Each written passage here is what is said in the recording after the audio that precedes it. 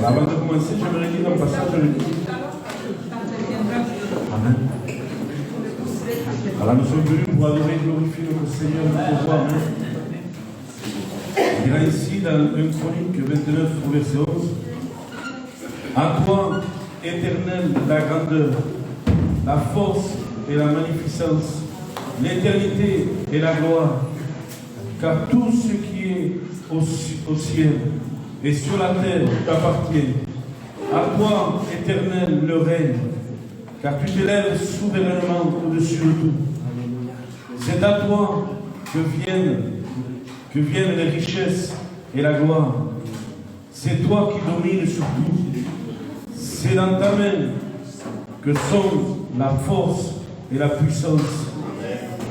Et c'est ta main qui a le pouvoir d'agrandir et d'affermir toutes choses. Maintenant, ô notre Dieu, nous te louons et nous te célébrons ton glorieux nom. Amen. Alléluia. Est-ce que nous sommes venus pour adorer et glorifier notre Seigneur? On peut se lever tous ensemble, alléluia. Et on va chanter ce chant. Amen. Combien Dieu est grand, alléluia. Amen. On ne peut pas simplement le chanter, mais on peut le crier, le proclamer, alléluia. Amen. Combien Dieu est grand, amen. Alléluia. Yeah.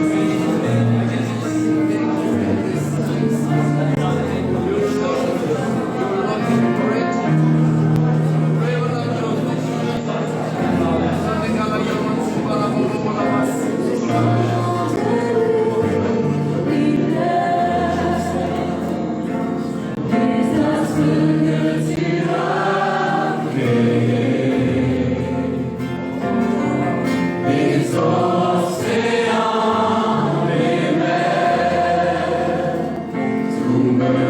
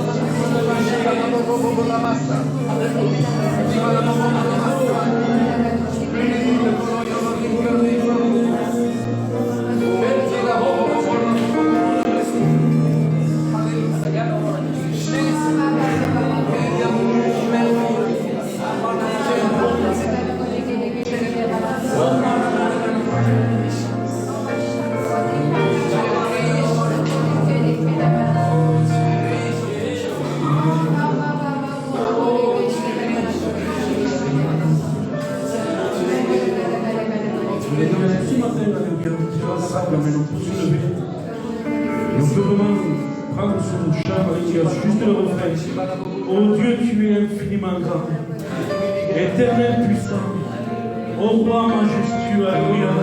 Réalise que dans ta vie, dans ton cœur, alléluia, habite ce Dieu extraordinaire. Amen, il est le roi, il est le saint, il est le juge, il est le véritable. Alléluia, il est El Shaddai, il est Dieu de puissant. Alléluia, on peut se lever tous ensemble et on chante de tout cœur. Oh Dieu, tu es infiniment. Alléluia.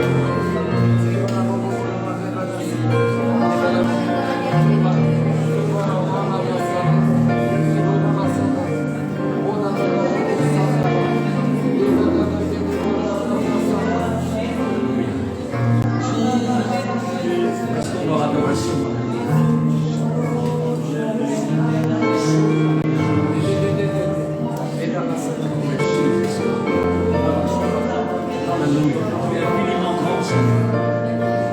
Tu es infiniment puissant, Seigneur. Nul n'est comme toi, Seigneur. Aucun ange ne te ressemble. Aucun ange n'a ta bonté. Parce que toi, tu es Dieu. C'est toi qui as créé les anges. Nul ne te surpasse. Alléluia. Tu es au-dessus de tout nom.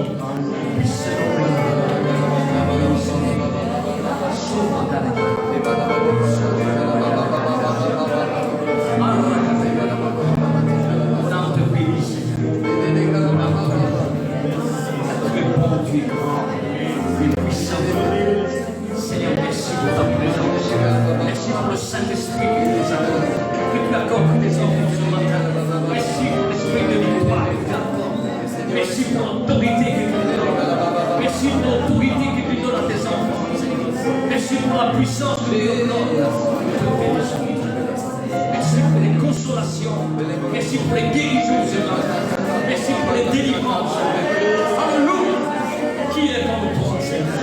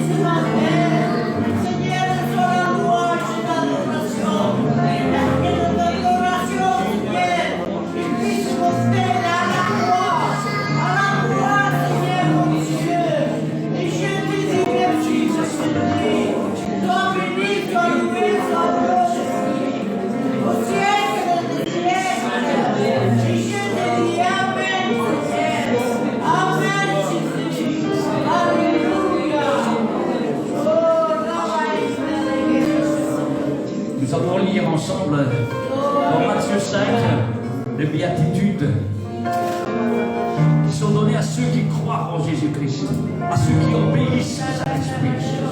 Il n'est pas donné à ceux qui mentent et qui volent ou qui critiquent les voisins. Elle est donnée à ceux qui sont le cœur pur. On ne peut pas tromper Dieu. Celui qui marche dans la droiture verra Dieu. Celui qui est tordu dans son cœur ne verra jamais Dieu. Il ira là où il ne veut pas. Voyant la foule, Jésus monta sur la montagne et après qu'il fut assis, ses disciples s'approchèrent de lui. Puis, ayant ouvert la bouche, les enseignants et dit: heureux les pauvres en esprit, car le royaume de Dieu est pour eux. Heureux les affligés, car ils seront consolés. Heureux les témoignaires, ceux qui sont bons, et ils hériteront la terre. Heureux ceux qui ont faim et soif de justice. Avez-vous soif de justice? Alléluia. Vous serez rassasiés. Heureux ceux qui font miséricorde, car ils obtiendront aussi miséricorde. Heureux ceux qui ont le cœur pur, et là ils verront Dieu. Il faut avoir le cœur pur pour voir Dieu. Si nous avons des pensées mauvaises, des colères en nous, ou des comportements amers, ne nous étonnons pas qu'on ne voit jamais Dieu. Il faut avoir les cœurs purs, frères et sœurs. Heureux ceux qui procurent la paix. Est-ce que vous procurez la paix? Car ils seront appelés fils de Dieu. Heureux ceux qui sont persécutés pour la justice, car le royaume des cieux est à eux. Heureux serez-vous lorsqu'on vous outragera, on vous poursuivra et qu'on dira faussement de vous toutes sortes de mal à cause de moi. Réjouissez-vous et soyez dans l'allégresse, parce que votre récompense sera grande dans le ciel.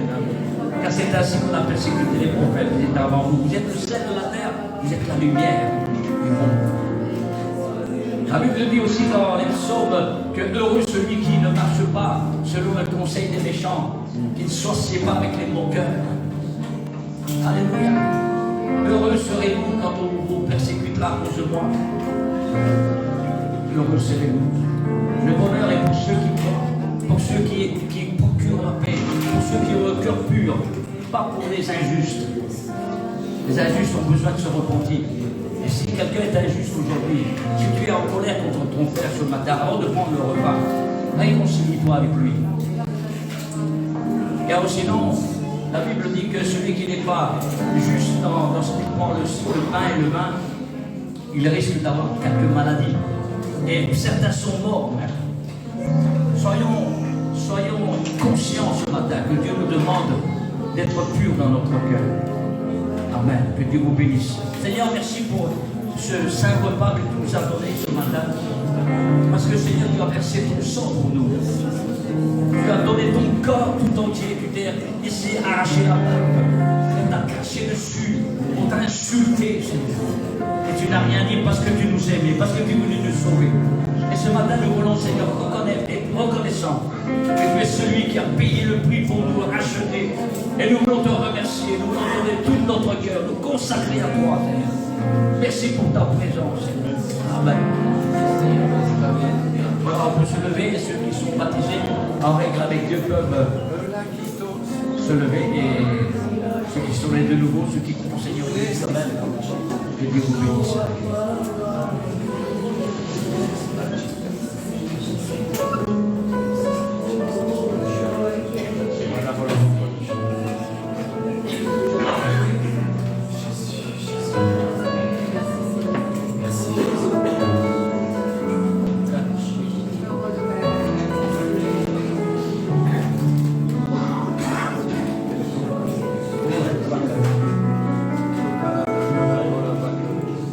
Thank you.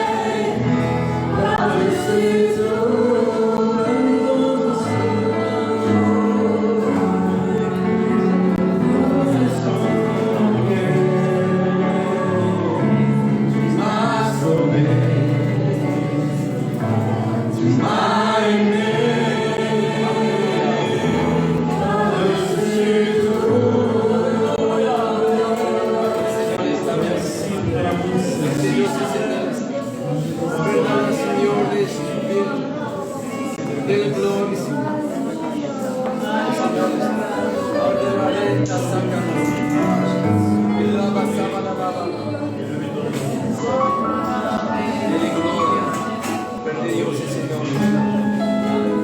Que Dios es.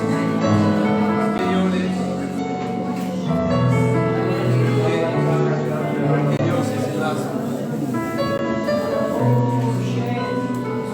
Problema sufrir. Gloria a Dios. Merci Seigneur ce matin, mon Dieu. Merci pour l'espérance que tu as mis dans nos cœurs. Un jour les yeux te verront. Merci pour l'espérance que tu vis en nous, Seigneur, mon Dieu. Ce matin, nous voulons te dire que tu es notre boussole de vie. Que sans toi, nous sommes perdus. Que nos cœurs se dirigent toujours vers toi. Ce matin, nous sommes venus adorer Jésus-Christ, le Fils de Dieu. Merci, mon Dieu, pour ta présence. Merci pour ton esprit. Merci de veiller sur nous. Merci parce que nous sommes la prunelle de tes yeux. Alors que nous étions la poubelle de ce monde, tu es venu, tu as fait de nous des filles et des fils de Dieu. Tu nous as donné une dignité. Tu nous as donné une gloire. Tu nous as donné une vie, une destinée. Nous étions tous vers la mort. Mais grâce à Dieu, ta main nous a ravis, la main vers lui. Et ce matin, nous sommes tes rachetés, lavés dans le sang de l'agneau, purifiés parce que tu as parlé. Tu as dit, Seigneur, que nous sommes purs. Alors ce matin, nous sommes purifiés par ta parole. Merci. Merci de bénir cette église. Merci de bénir mes bien-aimés ce matin. Et ensemble, nous sommes venus adorer Dieu. Aimer Jésus. Celui qui nous a rachetés. Nous t'aimons, Jésus, parce que nous sommes à cet homme toujours ta présence. Sois béni, éternel. Sois loué. Merci pour l'espérance.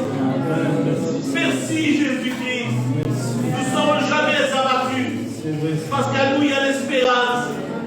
Nous ne sommes jamais croyés, Seigneur, par l'ennemi, car à nous, il y a la présence de Dieu.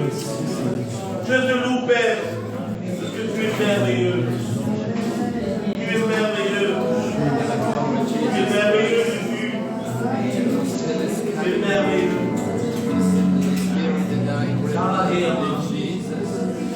Merveilleux, mon Dieu.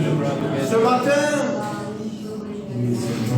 Dieu veut te dire ainsi ce matin.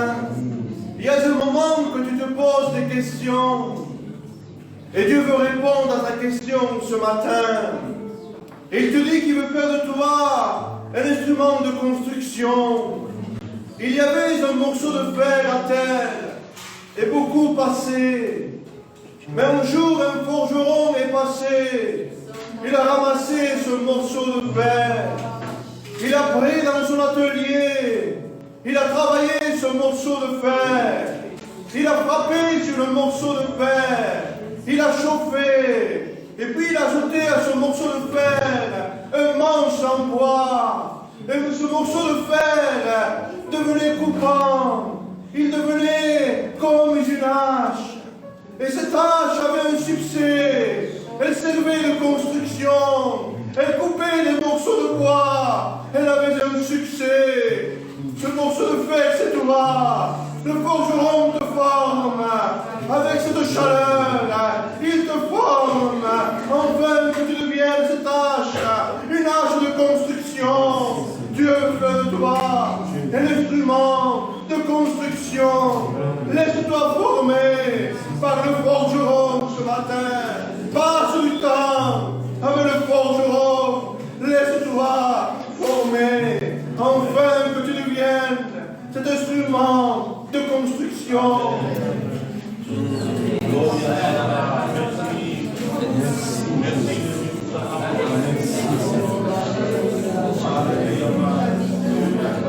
J'ai reçu la même pensée que mon frère.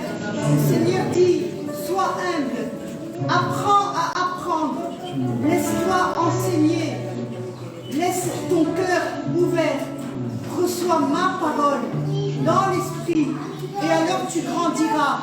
Tu ne peux servir ton Dieu que lorsque tu seras bien équipé, lorsque tu seras bien éduqué dans l'enseignement de la parole. Il te faut persévérer, mais sois humble.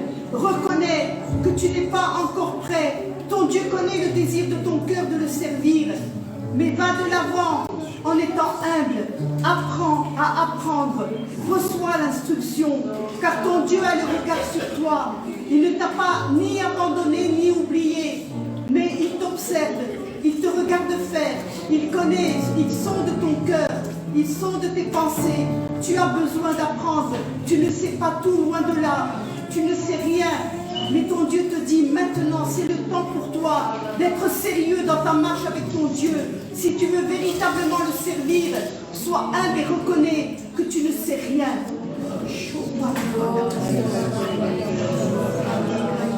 Merci mon Dieu, mon roi, tu es le Dieu de consolation.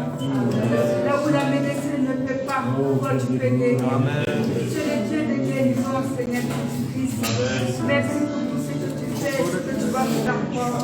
Merci. Gloire à Dieu. Alléluia. Vous savez, on a un Dieu extraordinaire. Alléluia. Amen. On a chanté la grandeur de Dieu. On a proclamé l'infinie grandeur de Dieu. Alléluia. Et en finissant, j'aimerais juste prendre ce petit cœur. Ça va peut-être prendre 1 minute ou 2 minutes. Emmanuel. Dieu avec nous. Alléluia. Il s'appelle Emmanuel. Dieu se révèle parmi nous. Alléluia. Il s'appelle Emmanuel. Alléluia. Amen. Alors les anciens, je vais vous entendre chanter.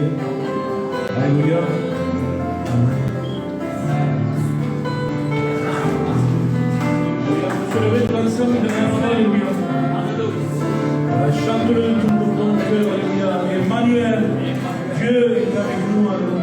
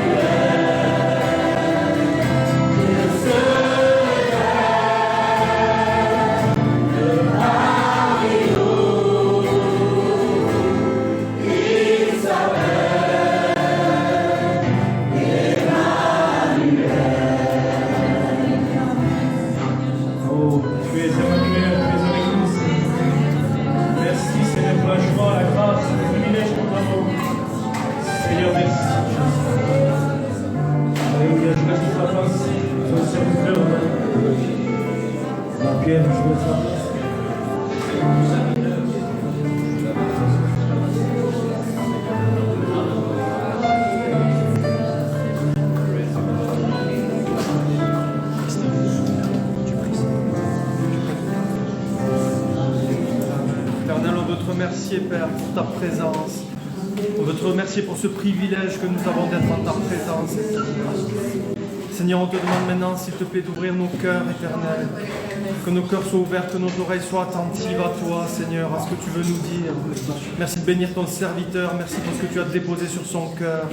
Éternel, merci parce que tu parles encore, parce qu'il fait encore jour, Éternel, parce que tu t'adresses toujours à nous, Seigneur.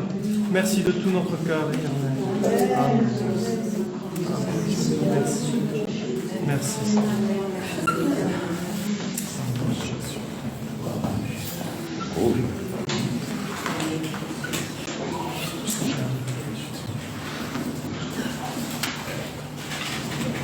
Bonjour.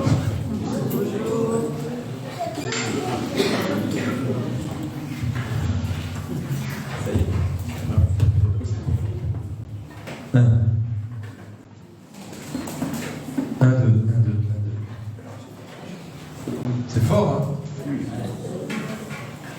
Voilà. Là, ça va? Voilà. C'est bon. Ok.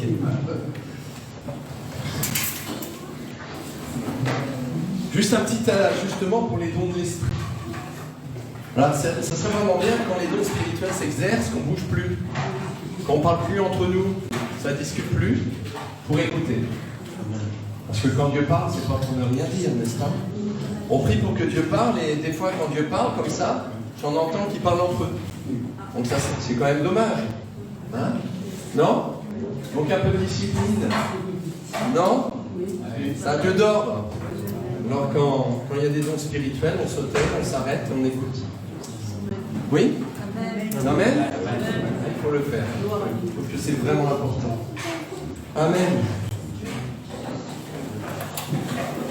Voilà, peut-être avant de vous donner ce message, dire que ce message n'a pas de rapport justement. J'y pensais avant que Pêche parle, je me disais, il faudrait quand même que je dise à l'église que, avant que j'apporte ce message, dire que d'un côté, effectivement, il y a Dieu qui travaille, comme c'était dit, je n'ai rien à rajouter, hein, Dieu travaille, c'est un forgeron, c'est un potier, c'est quelqu'un qui travaille nos vies, travaille nos cœurs.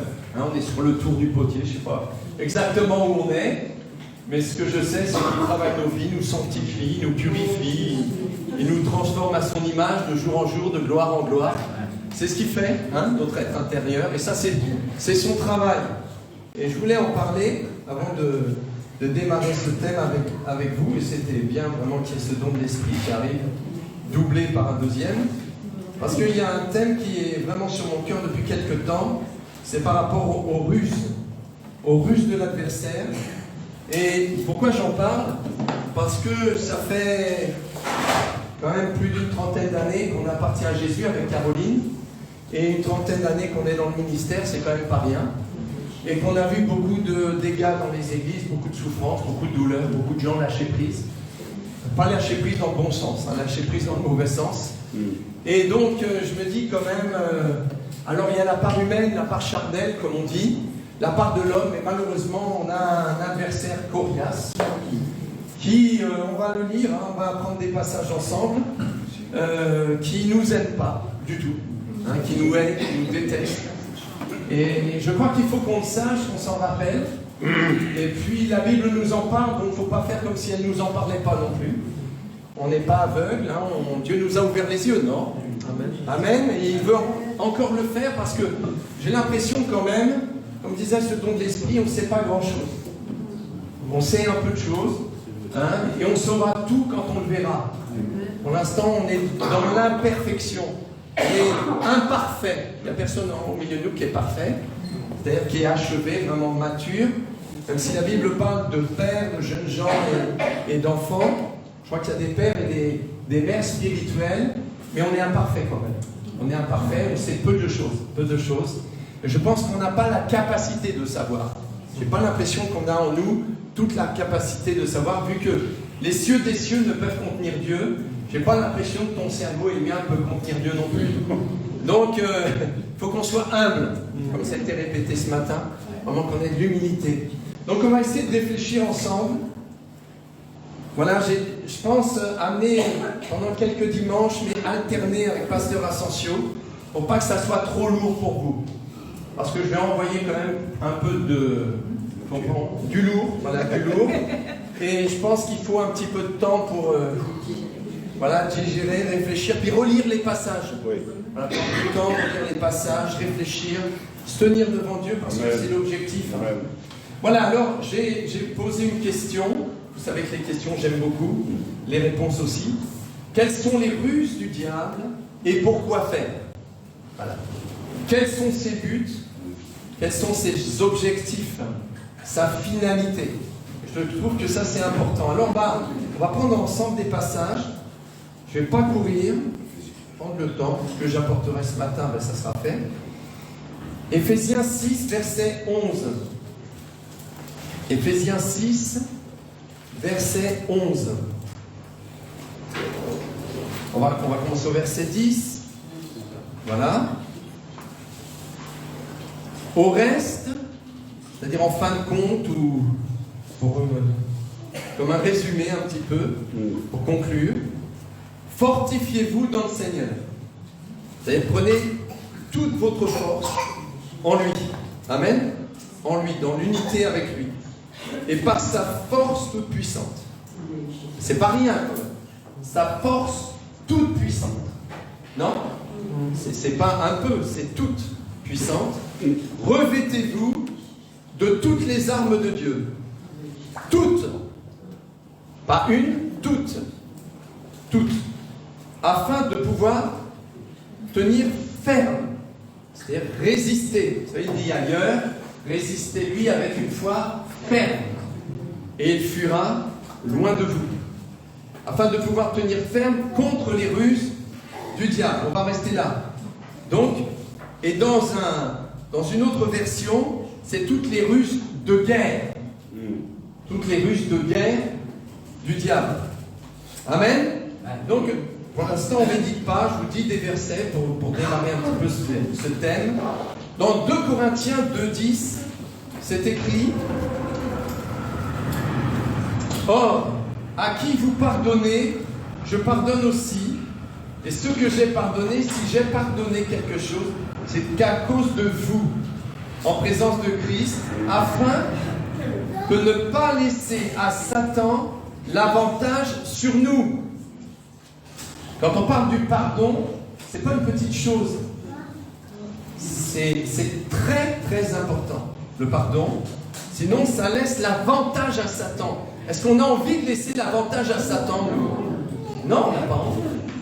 Qui aurait envie de dire « Oh, je vais laisser de l'avantage à Satan dans ma vie ?»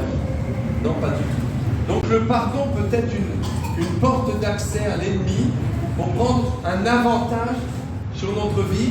Et il précise « Car nous n'ignorons pas ses desseins. » Il a des projets. Alors ce n'est pas des projets de paix et de bonheur, afin qu'on ait un avenir et l'espérance. Vous renversez toutes ces choses-là et vous mettez des antonymes et vous trouvez exactement les plans, les projets de Satan pour l'Église ou envers l'Église, comme vous voulez. Et puis un dernier, dans 2 Timothée 2,25, donc on a parlé des ruses de guerre du diable, on a parlé aussi que Satan voulait prendre l'avantage sur nous, car il avait des desseins, des projets contre nous. Et dans 2 Timothée 2,25, il parle de l'homme de Dieu en général. Il doit redresser avec douceur les adversaires, dans l'espérance que Dieu leur donnera la repentance pour arriver à la connaissance de la vérité, et que revenu à leur bon sens. Alors j'espère qu'on a du bon sens, l'Église. Hein? Je ne sais pas si vous vous rappelez les diacres, les hommes qui avaient été choisis, je crois au nombre de 7, il me semble. Hein? On leur demandait qu'ils aient un bon témoignage, qu'ils soient remplis du Saint-Esprit et de sagesse, de bon sens. J'espère qu'on en a du bon sens. Hein. Parce que je ne sais pas si vous vous rappelez, dans la Bible, à un moment donné, il y avait le démoniaque de Gadara, comme on l'appelle. Il n'était pas dans son bon sens. Hein. Il était complètement insensé. Mais au pied de Jésus, il a été guéri, libéré, délivré, amen, assis, vêtu et dans son bon sens. Et le bon sens, c'était « je vais suivre Jésus ». Hein, c'était ça son bon sens, non? Amen. Donc je pense qu'il y a vraiment des choses importantes et que revenus à leur bon sens, ils se dégageront des pièges du diable qui s'est emparé d'eux pour les soumettre à sa volonté. Donc le plan du diable, c'est de soumettre tout être humain à sa volonté. Alors que Jésus nous a dit, dans cette prière qu'il a donnée à ses disciples, il dit que ta volonté soit faite sur la terre comme au ciel. Et on voit dans ce passage que le but de l'adversaire, c'est de soumettre tout être humain à sa volonté à lui. Et s'il peut soumettre aussi des chrétiens à la sienne également, il ne va pas s'embarrasser de le faire. C'est ça, il faut qu'on ouvre les yeux sur toutes ces choses. Amen. Donc c'est vraiment important. Quand je regardais un petit peu les noms, je vous ai dit, je vais prendre le temps, je ne vais pas courir ce matin. Premier passage parlait de ruse. Les ruses, c'est un procédé habile pour tromper. Qui s'est malheureusement déjà fait tromper? C'est malheureux. Mais on s'est déjà fait tromper. C'est un procédé habile pour tromper. Il y a des synonymes, des stratégies, stratagème, tromperie, artifice, feinte, machination, piège. dissimulation. Donc des synonymes qui nous parlent quand même. C'est pas rien. C'est pas rien. Et puis les pièges, je regarde un petit peu, on sait ce que c'est en général un piège. Un piège, c'est un engin destiné à prendre ou à attirer des animaux. Mais on n'est pas des animaux. On est des êtres humains. Et il est parlé des pièges du diable. Donc c'est un artifice pour mettre quelqu'un dans une mauvaise situation. C'est un danger caché. Moi, je me rappelle, à un moment donné, on était à Bourges. Non, même pas. C'est même avant ça. On était dans un coin perdu du Berry. Et bon, Bourges, c'est pas un coin perdu du Berry. Hein. Et moi, j'étais dans un coin vraiment perdu du Berry. Plus encore. Et puis, en fin de compte, j'avais un chien, un berger antillais. Et on avait été voir, c'est au temps où je faisais des compétitions cyclistes, et j'avais été voir un ami qui était compétiteur également. Et puis j'avais été venu avec mon chien, lui était agriculteur, donc je marchais dans le champ, et d'un seul coup j'entends le chien qui hurle. Je dis, qu'est-ce qui se passe? Donc, et mon ami Alain, il dit, oh là, il s'est fait prendre dans le piège. Ah oui, c'était un piège à renard. Et donc c'était, vous savez, le piège, le vrai piège, là, avec les dents. Et il était dedans, il était pris la patte dedans, et il hurlait, le pauvre. Qu'est-ce qu'il avait mal, hein? Ça a mis des mois, même des années à guérir. Vous voyez? Et il y a des moments, il y a des pièges comme ça, c'est dissimulé. Vous comprenez bien que le diable ne va pas mettre un piège devant toi en disant piège avec un panneau d'indication. Ici, il y a un piège. Ben non, un piège, c'est trompé, c'est caché, c'est dissimulé. Donc c'est important. Et celui qui va te le montrer, c'est Dieu. Quand tu marches avec Dieu, il va te montrer les pièges. Et tu ne vas pas prendre un plaisir à aller marcher dans les pièges quand même. De prendre le risque de te faire du mal et de mettre peut-être des semaines, des mois, comme mon chien en fin de compte, des années à te remettre d'une plaie que tu as vécue à cause d'un piège. Il y a des moments aussi, tout à l'heure je vous disais, les dons spirituels, c'est pas prendre à la légère. Et c'est pourquoi quand il y a des dons spirituels, prenons le temps d'écouter. Amen, d'écouter. Et si Dieu nous prévient, amen, lui il anticipe, il connaît, lui.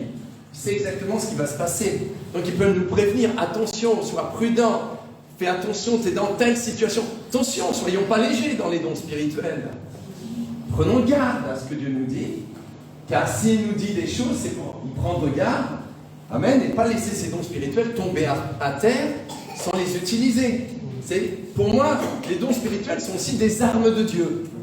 Amen. C'est pas évidemment noté comme ça, mais pour moi, c'est aussi des armes de Dieu que Dieu utilise pour nous prévenir. Amen. Pour nous mettre en garde. Et malheureusement, bien des frères, bien des sœurs n'ont pas fait attention aux dons de l'esprit et sont tombés dans bien des problèmes, dans bien des difficultés, mettant des fois des semaines, des mois et des années à s'en remettre. Amen. Donc soyons vraiment prudents avec tout ça. Ensuite, il y a quelques caractéristiques principales de Satan. J'en ai pris quelques-unes, il y en a plein d'autres, hein. Mais j'ai remarqué dans Apocalypse 12, 12, et comme on sera dans Apocalypse, on prendra le verset 17 également. C'est pourquoi réjouissez-vous, cieux, et vous qui habitez dans les cieux. Malheur à la terre et à la mer, car le diable est descendu vers vous, et il dit, il est animé d'une grande colère. Là, il faut aussi comprendre ça, nous chrétiens, que le diable est animé d'une grande colère. Et il est puissant. D'ailleurs, vous remarquerez, par exemple, que lorsque on est de nouveau, on passe des ténèbres à la lumière, mais aussi de la puissance. C'est écrit, non? De la puissance de Satan à Dieu. Pas à la puissance de Dieu. C'est pas la peine de le signaler, c'est Dieu. On n'a pas besoin de signaler qu'il est puissant. Amen. Mais il dit bien de la puissance de Satan. Et donc, on réalise que c'est quand même pas si simple que ça, que de passer de l'un à l'autre, et de nous-mêmes, on ne peut pas. Donc c'est pour ça, des fois, j'ai entendu des des hommes, des femmes, des chrétiens, des chrétiennes rire avec ça. Dire à Satan, t'es rien du tout, t'es un lion sans dents. Arrêtez de rigoler, c'est pas drôle tout ça, c'est pas drôle du tout. Moi j'ai dit, mais alors s'il n'avait pas de dents, comment il ferait pour dévorer? Mais des fois, non. Même Michael, même l'archange Michael, quand il y avait le corps de Moïse, je ne connais pas trop cette histoire, et il n'y a que dans cet endroit c'est noté, il a dit que l'Éternel te réprit. Il n'a pas agressé le diable. Non. Je pense qu'il faut comprendre, il est puissant, il faut toute la puissance de Dieu pour nous faire passer de la puissance de Satan à Dieu. Et de la mort à la vie et des ténèbres à la lumière. C'est la puissance de Dieu qui fait ça, c'est pas toi, c'est pas moi. Aucune puissance. C'est la puissance de Dieu, c'est Dieu qui fait ça. C'est Dieu qui... Amen. Je crois que c'est important de comprendre que si on vit ce qu'on vit sur la terre, c'est parce que le diable est animé d'une grande colère contre toute l'humanité. Et le monde gît sous sa puissance. Hein? Amen. C'est une réalité. Je ne dis pas amen pour être d'accord avec ce que fait le diable, mais amen pour dire on est d'accord, vous et moi. Amen. On continue. Donc Apocalypse 12, 17. Et le dragon fut irrité contre la femme. Et il s'en alla faire la guerre.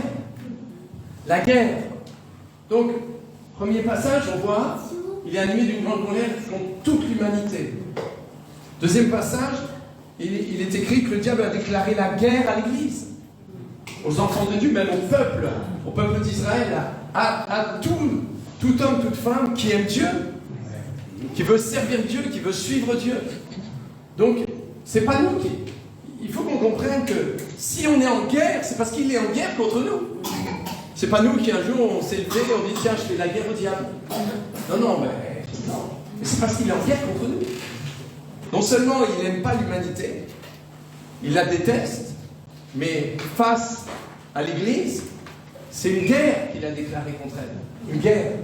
Donc quand on pense à la guerre, on pense à l'armée, on pense aux armées, on pense aux soldats, on pense aux généraux, aux capitaines et à toutes ces troupes qui sont dans l'armée de l'air, l'armée de terre, la marine, etc. Donc on voit toute cette réalité, nous, dans le physique, mais il y a cette réalité dans le spirituel. Et on ne s'en va pas à la guerre au fleur au fusil. Hein. La fleur au fusil, non. Lui, on y va, les mains dans les poches. Non, pas du tout. C'est une guerre. Dans une guerre, il y a des gens qui sont blessés. Il y a des gens qui sont brisés. Il y a des gens qui meurent. Il y a des gens qui sont détruits, explosés, mis en 1000 morceaux. C'est une guerre, mes frères et sœurs. C'est une guerre. Et il faut lire la parole de Dieu et voir ce que c'est cette réalité-là. Amen. Donc c'est important de saisir ces choses-là. Donc quand par exemple tout à l'heure, on est là avec Polo, j'allais dire Caroline, Chanel et Johan, qui sont là pour nous conduire dans la louange, et puis nous on suit, on n'est pas à un concert, nous on l'a bien compris, parce qu'on chante, et on chante de tout notre cœur, on a envie de louer Dieu, de célébrer Dieu, mais il nous promet qu'il sied au milieu des louanges de son peuple. Donc dans l'église, elle loue Dieu, Dieu vient. C'est important. Donc dans cette guerre, il est écrit que l'Éternel combattra pour vous. Et que si Dieu est pour nous, qui sera contre nous? Donc il y a quand même des domaines qu'il faut saisir. Quand on loue Dieu, c'est pas on loue Dieu, c'est on loue Dieu, oui, mais dans le monde spirituel, ça bouge. Ça bouge, ça se bouscule. Et toi, tu dis, j'ai pas envie d'ouvrir ma bouche. Mais le diable est en guerre contre ta bouche. Il est en guerre contre ton cœur. Et il ne veut pas que tu ouvres ta bouche. Il veut que tu te taises. Tais-toi. C'est ça qu'il voudrait, c'est que tu te taises. Que tu ne confesses pas que Jésus-Christ est ton sauveur. Que tu ne le publies pas. Que tu ne le loues pas. Que tu ne l'adores pas. Que tu te taises. C'est ça qu'il veut. Parce qu'il est en guerre contre l'Église. Il est en guerre contre ton couple. Il est en guerre contre ton foyer. Il est en guerre contre le peuple de Dieu. Ça, il faut le saisir, ces choses-là. Il faut le comprendre. Amen. Quand tu loues le Seigneur comme ce matin, quand tu l'adores, quand tu le célèbres, peut-être tu cries pas, c'est pas grave. Mais tu le remercies, tu le loues, tu l'adores, tu le célèbres. Merci pour ta bonté, pour ta grâce. Merci pour ta mort, merci pour ta crucifixion, merci pour tes mains percées. d'être un grand orateur, une grande oratrice. C'est vraiment lui dire merci. Et Dieu aussi est au milieu des louanges. Nous sommes. Amen. Il vient. Amen. Le Saint-Esprit se plaît dans un endroit où l'Église loue le Seigneur. Ah oui, c'est vrai. C'est vrai. Amen. Que Dieu soit béni. On continue. Oui. Dans un passage que vous connaissez certainement, qu'on peut comprendre cette guerre, cette colère de Satan contre l'humanité, plus contre l'Église évidemment. Je n'ai pas le temps d'expliquer tout ça, mais il faut arriver à comprendre que cette confrontation, elle a été vraiment, déclarée, je ne sais pas comment l'expliquer, c'est quand Jésus est venu sur la terre. Jusque-là, on ne voit pas dans l'Ancien Testament autant de confrontations spirituelles, autant révélées, disons. Vous voyez? Autant révélées. Mais dans le Nouveau Testament, c'est beaucoup plus révélé parce que c'est une confrontation de royaumes. Peut-être tu peux laisser ouvert la porte. Hein? Oui. Non? Il fait chaud. Oui. Hein? Un petit peu d'air peut-être. Ouais. Peut-être même faire plus que ça, peut-être. Voilà. Et arrive à comprendre que c'est un royaume. Et c'est une confrontation de royaumes. De deux royaumes. Donc un royaume qui régnait tranquillement, qui faisait ce qu'il voulait, même en Jérusalem. Même en Palestine, en Judée, en Samarie, en Galilée, il y a des tonnes de démons. Quand Jésus arrive, c'est impressionnant. C'est impressionnant tout ce qui se passe. Tant de malades, tant d'infirmes, tant de gens détruits, brisés, anéantis. Et Jésus arrive avec son royaume. Il est représentant de son royaume. C'est le chef de guerre. Amen. Et puis il vient poser son pied sur la terre. Et Satan réagit avec Hérode. Rapidement. On va le tuer. Non, c'est pas vrai. On va les tuer. Parce que Hérode ne sait pas qui il est. Et Satan le sait, lui. Il sait qui il est. Lui, il connaît les Écritures bien mieux que toi et moi.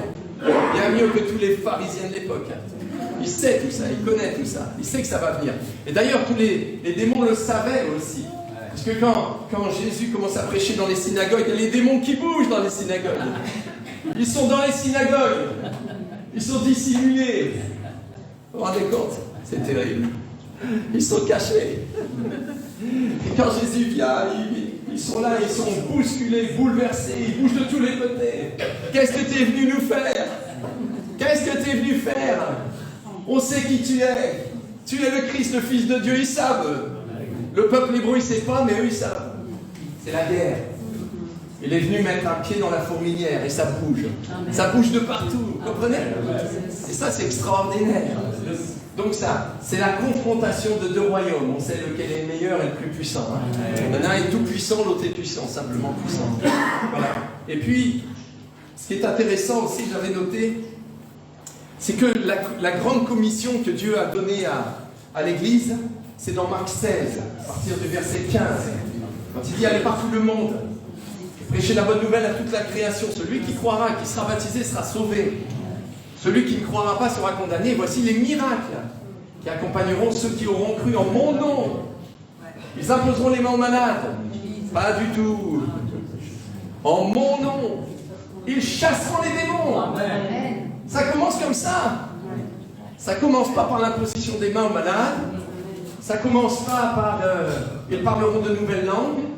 Ça commence pas par ils saisiront des serpents, ou s'ils boivent quelques breuvages mortels, il ne leur fera point de mal. Et ça commence par ils chasseront les démons. Vous savez, quand à un moment donné, Dieu sort le peuple hébreu de l'Égypte, et il ne le sort pas pour le sortir. Il le sort avec une finalité, avec un objectif, un but, c'est aller dans un pays. Il faut qu'on saisisse, vous et moi, que vous n'êtes pas sauvés pour sauver. Mais vous êtes sauvés pour des plans divins, pour des choses divines que Dieu veut faire au travers de votre vie, au travers de son Église. C'est pourquoi quand ce peuple hébreu sort, ils sont, je ne sais pas combien, peut-être 1 million. C'est un peuple immense qui a multiplié durant toutes ces années. Et quand il sort pour aller à Canaan. C'est l'objectif. Canaan. C'est le pays promis, là où coule le lait et le miel. Il y a tout ce qu'il faut là-bas, en grande quantité. Mais il faut y aller. Il faut y aller. Et le peuple qui est là-bas à Canaan a peur, tremble. C'est écrit quand vous parlez de, comment elle s'appelle, Rahab, la dame prostituée, vous savez, quand elle parle aux deux espions, si je me souviens, elle dit, on a peur, on tremble, ça fait 40 ans qu'on tremble, parce qu'on a appris ce que Dieu a fait, comment il vous a fait sortir de l'Égypte à bras étendus, on a entendu ça, et on sait où vous allez, et on sait que vous venez là, et on a peur de vous, voyez, mais il n'y a que le peuple hébreu qui ne le savait pas. Il n'y a que le peuple hébreu qui ne savait pas que les autres tremblaient. Vous voyez? Ça, c'est terrible quand même, hein? C'est terrible de ne pas savoir ça. Mais je continue.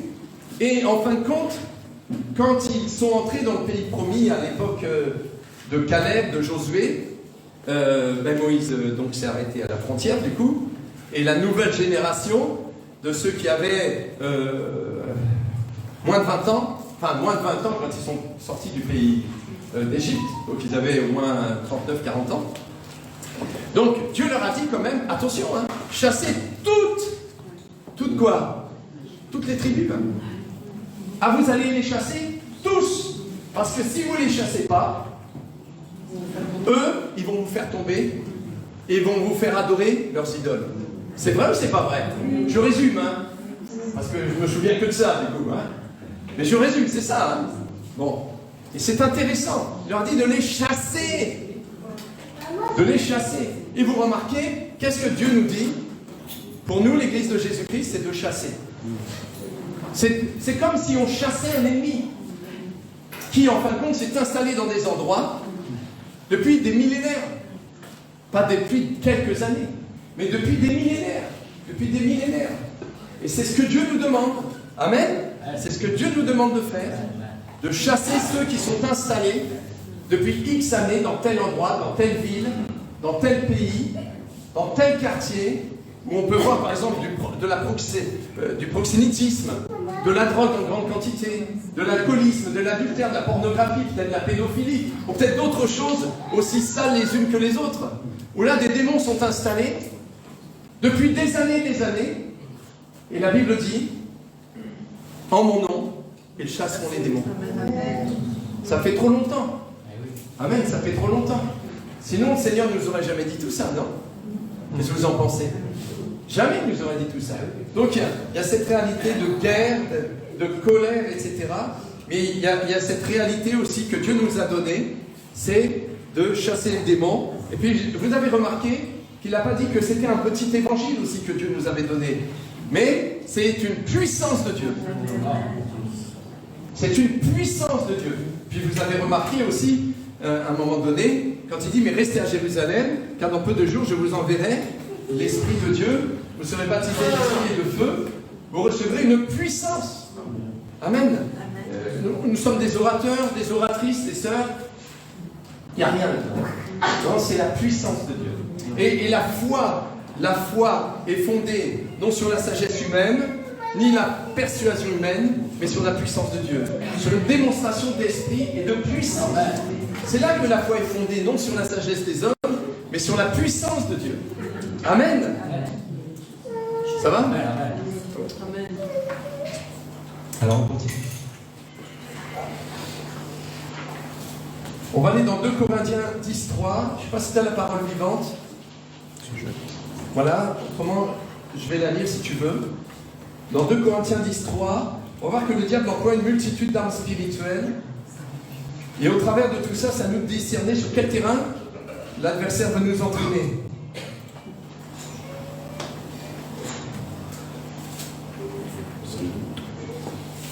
Bon, vous endormez pas, hein? Non, mais des fois, la chaleur, ça nous berce. Je suis pas là pour vous bercer. Peut-être pas les bébés. 2 Corinthiens 10.3, tu l'as en parole vivante? Super. D'accord, sans doute. Super. Sans doute, nous sommes sur la terre. Nos vies ressemblent à celles de tous les hommes. Mais, nous ne luttons pas à la manière du monde. Et notre combat est différent du leur.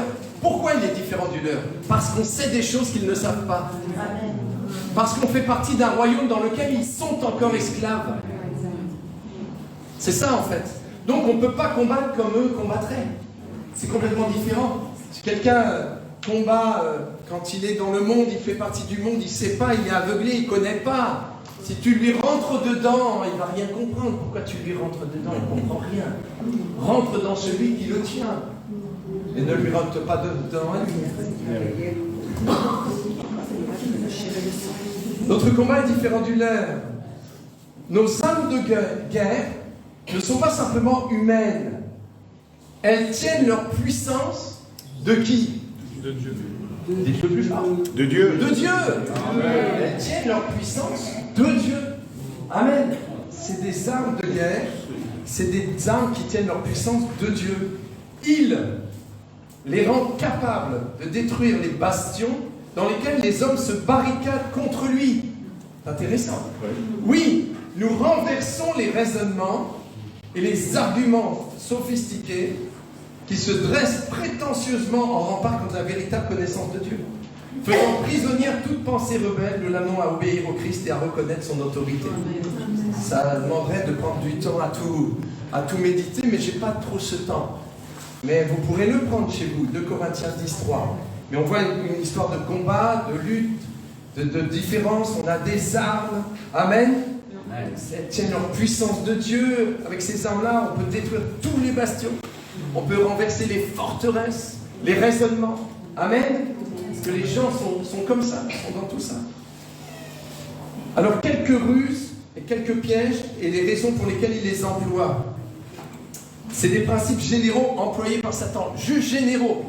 Parce qu'il y a tellement d'autres choses. Je vous ai dit ce matin, c'est que des choses générales, simplement. Dans Luc 8, 12, voilà, pendant que tu le cherches, vous connaissez les 4 terrains, pour la plupart. Non, qui connaît ça? Là-bas. Là, la semence dans les 4 terrains. Et j'ai juste gardé Luc 8, 12. Ceux qui sont le long du chemin, là c'est l'explication de Jésus. C'est une parabole expliquée. Ce sont ceux qui entendent. Puis le diable vient. Il vient. Attention, il n'est pas partout. Il n'est pas omniprésent. Merci. Puis le diable vient, et qu'est-ce qu'il fait?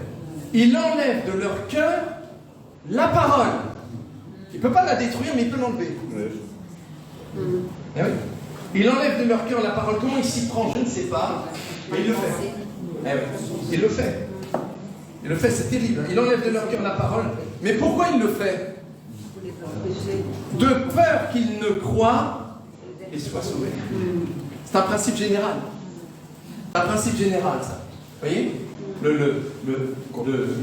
L'histoire de comprendre ce qu'il fait, lui, ce qu'il ne veut pas, c'est que les gens croient et soient sauvés. Voilà, il ne veut pas ça. Et il va tout faire pour que les gens ne croient pas, mais soient sauvés. Pour que les gens croient que tu es fou. Un malade mental, tu sors d'asile. Voilà. Quelqu'un qui est déraisonnable, voilà, que eux sont raisonnables, mais toi non. Voilà. Mais comme disait à l'instant ma sœur, c'est dans les pensées que ça se passe tout ça. Dans les pensées, vous voyez? Quand tu parles de Jésus, tu amènes Jésus, tu partages Jésus, tout ça, et l'autre derrière, c'est un fou, tu vois, c'est un fou. C'est un extravagant, tu vois, c'est un illuminé, ne l'écoute pas. Tu vois? Donc la parole que tu viens de semer, pop, il l'a pris, il l'a virée. Oui, c'est ça. De peur que la personne soit sauvée, qu'elle croit et soit sauvée. Parce que si elle est sauvée, elle change de camp. Elle change de royaume. Il en perd une. Amen. Et qu'il en perde beaucoup. Oui. Et si vous mettez toutes les pertes, et nous toutes les gagner pour le royaume. Amen.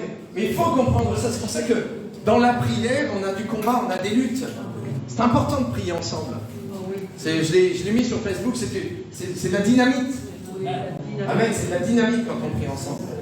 Vraiment, Dieu se manifeste avec puissance, avec force. Donc là, dans ce passage, donc, il ne veut pas que les gens croient et soient sauvés. Donc à nous, dans la prière, de contrer tout cela. Dans 2 Corinthiens 4, au verset 3, 2 Corinthiens 4, au verset 3, parole vivante. Je te fais un peu de gymnastique ce matin. Voilà, on prend pas mal de passages de la parole.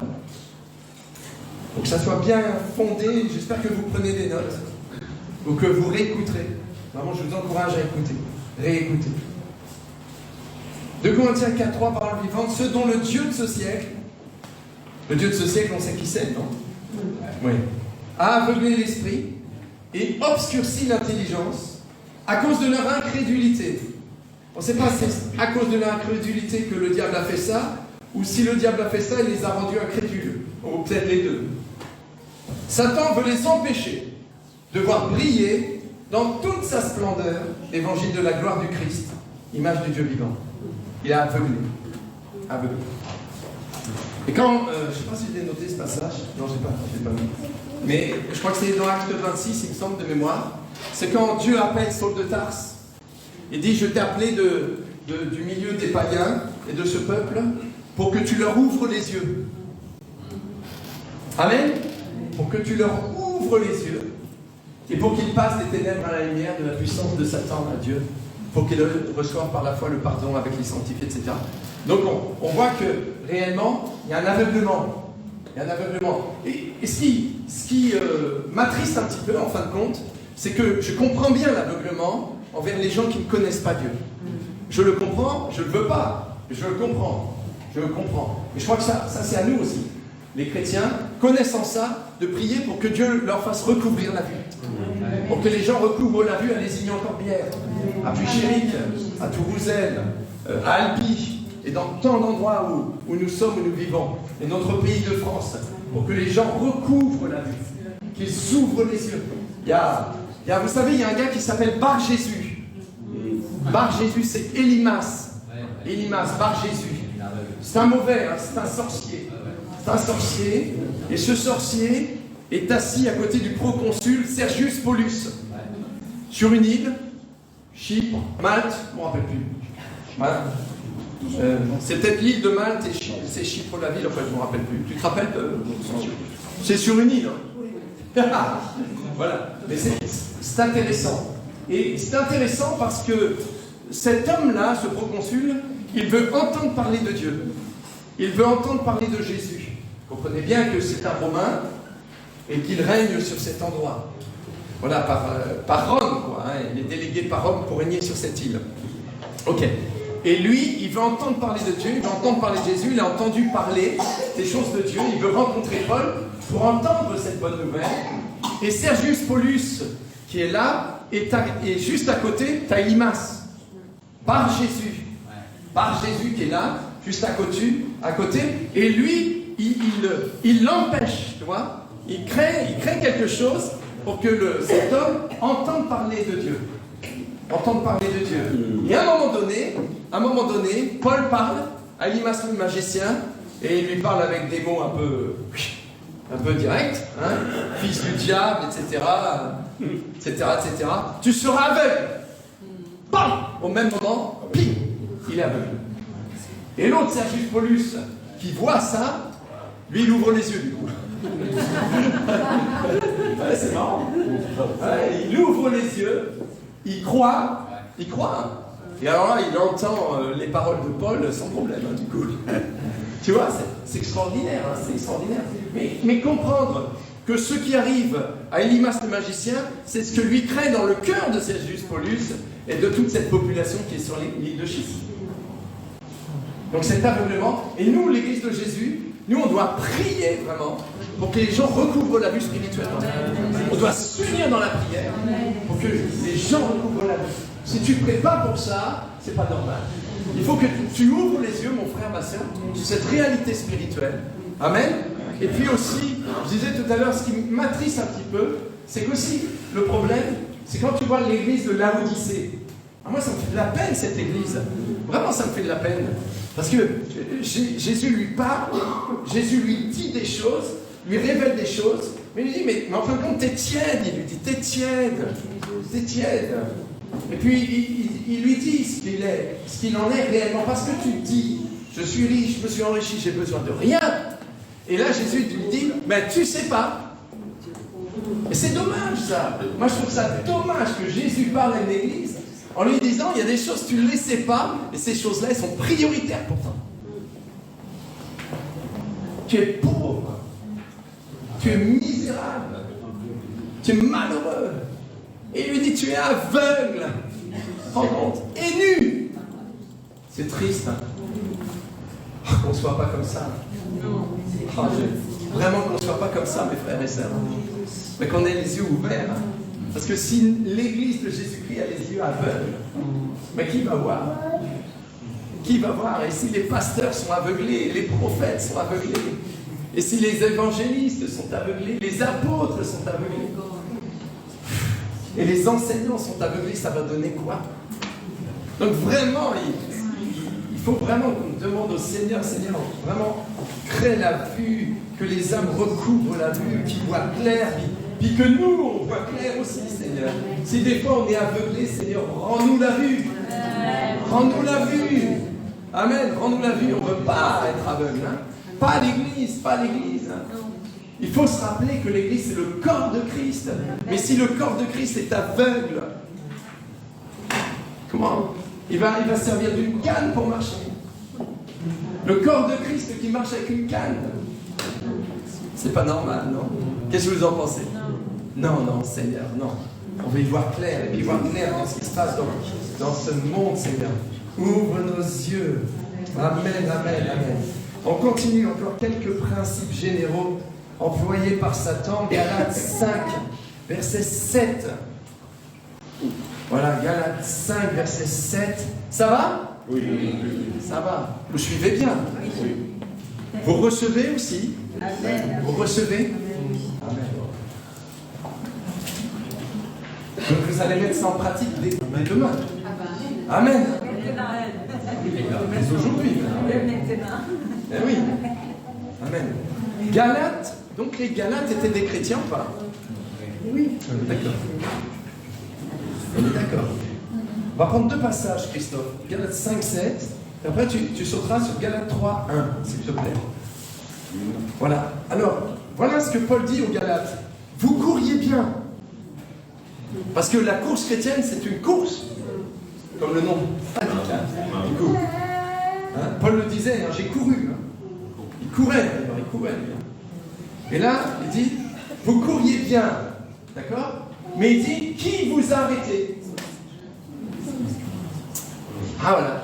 Et c'est ça le problème. Qui vous a arrêté? Qui vous a arrêté pour vous empêcher d'obéir à la vérité? Hein, ça demanderait tellement de temps pour expliquer tout ça. Mais là, il dit quelque chose. Cette influence, c'est une influence. Une influence. J'aimerais vous dire que le diable utilise beaucoup les influences. Beaucoup. On parle sur la toile, on parle sur Internet, on parle d'influenceurs. Le diable était le plus grand des influenceurs. Il t'a déjà influencé, mon frère, ma soeur. Peut-être déjà plein de fois. T'as influencé dans des choses, dans des choix. Tu t'es ramassé, tu t'es planté, tu t'es fait du mal. Mais c'est un influenceur. Et dit, cette influence ne vient pas de celui qui vous appelle. Non, non, non, non, non. Pas du tout, du tout, du tout. Du tout. Et Galates 3, 1 dit aux Galates, dépourvu de sens. Vous vous rappelez ce qu'on disait tout à l'heure? Nous, on veut le bon sens. Hein? La bonne direction. D'ailleurs, je priais ce matin dans la voiture avec Johan et Charlène, et je disais, sonde-moi, ô Dieu, et connais mon cœur. Éprouve-moi et connais mes pensées, et dis, regarde si je suis sur une mauvaise voie. Et la mauvaise voie, c'est l'impasse. C'est de l'impasse, il n'y a pas de... On ne peut pas aller plus loin. Et conduis-moi sur la voie de l'éternité. Amen. Donc, nous, ce qu'on veut, c'est le bon sens. Mais dans ce passage, il dit, aux Galates, vous êtes dépourvus de sens. Vous savez pourquoi dire, en fait. Et c'est intéressant. Et on se dit, mais pourquoi? Qu'est-ce qui leur est arrivé à ces Galates? Bon, il faudrait dire tous les chapitres de Galates. Et il dit, qui vous a fasciné?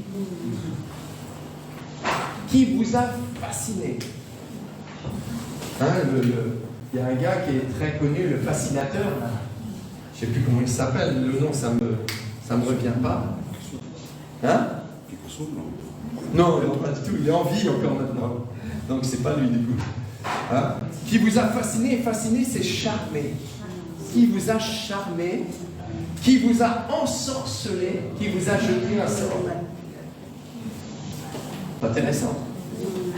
Vous, aux yeux de qui Jésus-Christ a été peint comme crucifié. Et se sont fait rouler dans la farine. Et ils écoutaient d'autres évangiles, amenés par d'autres apôtres, ils y croyaient. Et du coup, ils s'éloignaient de Jésus.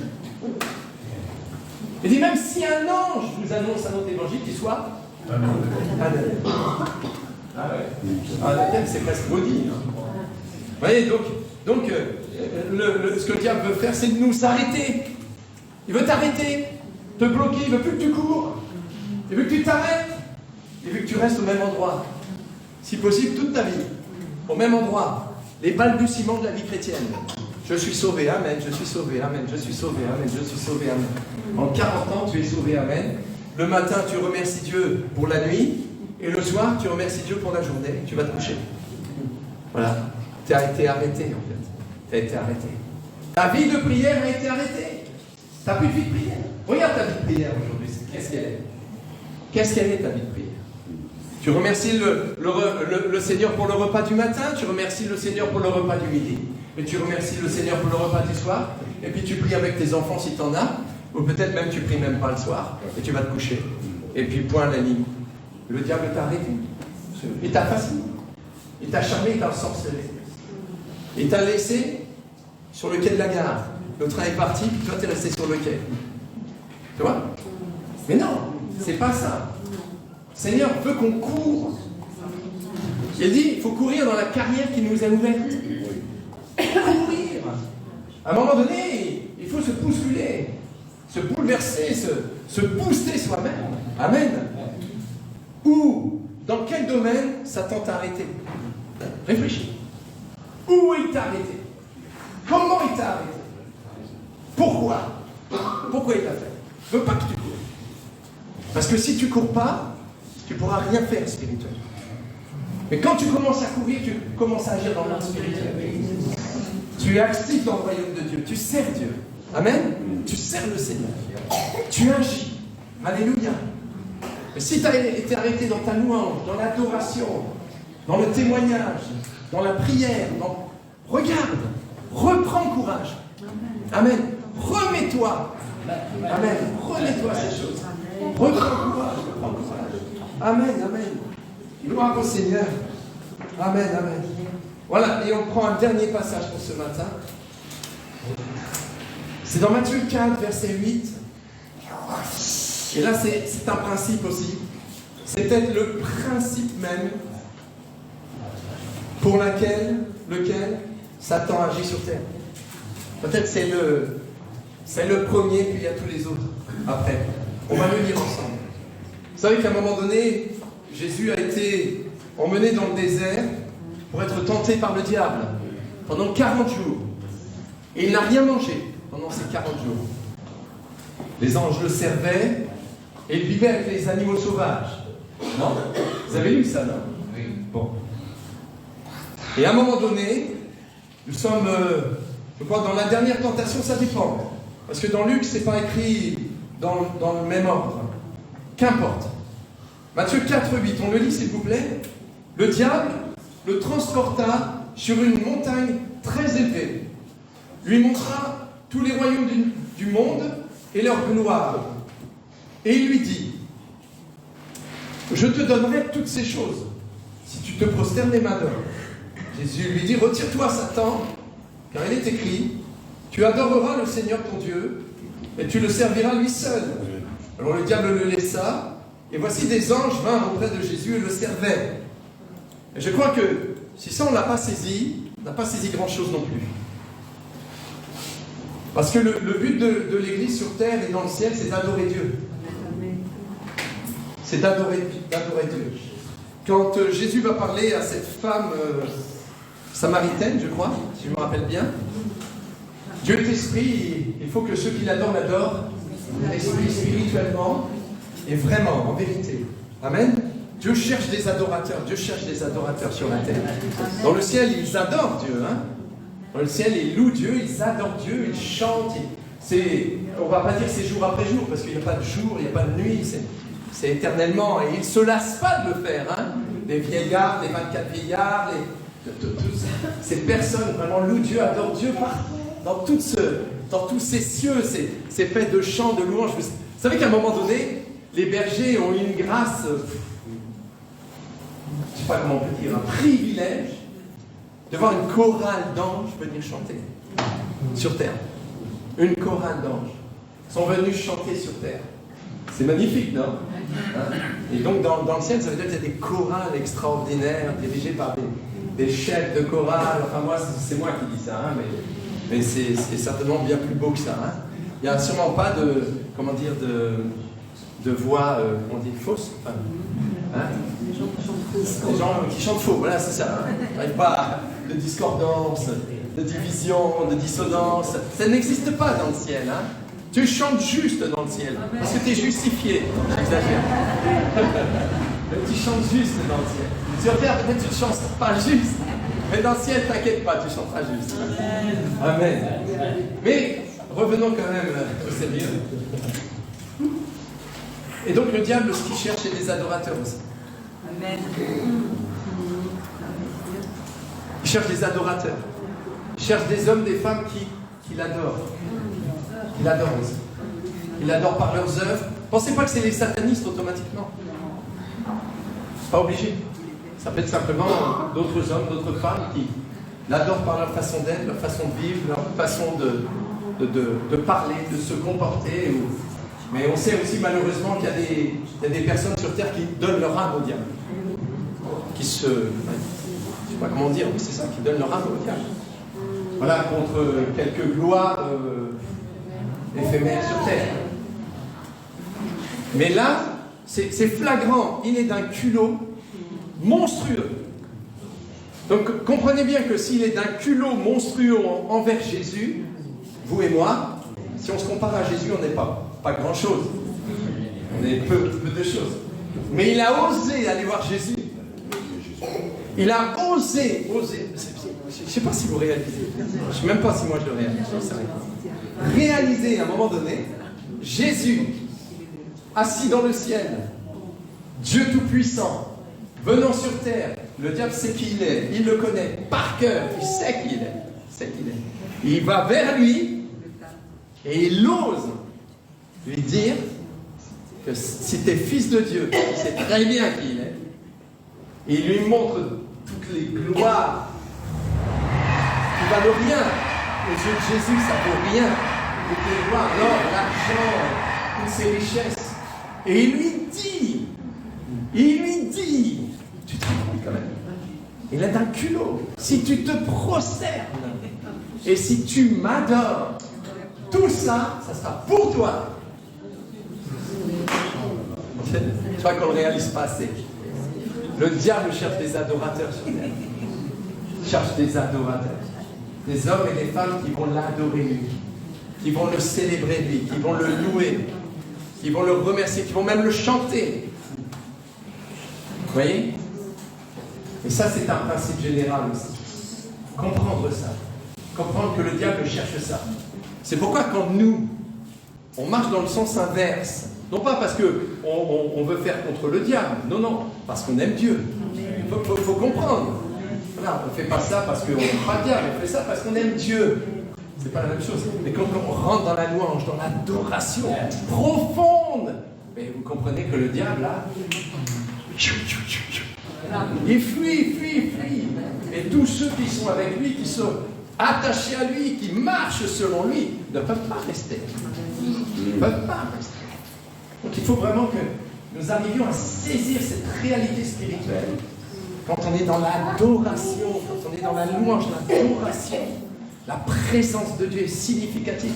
Et arriver à saisir qu'elle ne se définit pas automatiquement que sur un lieu, mais ça s'élargit. Si ça se passe aussi dans le monde spirituel diabolique, et que ça s'élargit, quand ces deux élargissements se rencontrent, qui c'est qui gagne? C'est Dieu qui gagne. Boum! Alléluia! Mais il faut que l'Église adore, il faut que l'Église célèbre, il faut que l'Église chante, il faut que l'Église loue le Seigneur de tout son cœur. Et là, la présence de Dieu commence à élargir le périmètre. Amen. Et ça, c'est important. Voilà, je m'arrête là pour ce matin. On va prier juste un instant. Seigneur, on a tant de choses à apprendre, tant de choses à comprendre, à saisir. Dans le monde spirituel, apprends-nous ce que nous ne pouvons pas dire, mais ce que nous avons besoin d'être révélé dans notre esprit. Nous avons besoin de toi, Seigneur. Remplis-nous, Saint-Esprit, de la compréhension des choses divines. S'il te plaît, nous voulons progresser, Seigneur, avancer face à l'adversaire de nos âmes, face à notre ennemi public numéro 1. Nous voulons comprendre ces choses et apprendre dans la prière, Seigneur, à combattre, à lutter avec les armes de Dieu, qui ne sont pas des armes humaines, mais qui sont puissantes par la vertu de Dieu pour renverser les forteresses. Nous prions ce matin que tu aides chaque frère, chaque sœur, jeune et moins jeune, à recevoir cet enseignement et à le mettre en pratique dans sa vie personnelle. Au nom de Jésus, merci. Merci Seigneur, que dans cette semaine, nous puissions progresser, vraiment faire des progrès les uns les autres dans toutes ces choses qui ont été partagées ce matin. Nous le demandons au nom de Jésus. Amen. Merci Seigneur. Merci Seigneur. Alléluia. Alléluia. Je confesse que Jésus est Seigneur. Je confesse que Jésus est Seigneur. Il est tout puissant, omniprésent et glorieux, victorieux. Je confesse que Jésus-Christ est Seigneur. Amen. Merci Seigneur. Amen. Merci Jésus. Amen. Que Dieu soit béni. Amen. Oh, alléluia. Gloire à Dieu. Faire des progrès. Amen. Amen. Pasteur Ascension prêche dimanche prochain. Vous allez faire des progrès. Alléluia. Amen. Amen.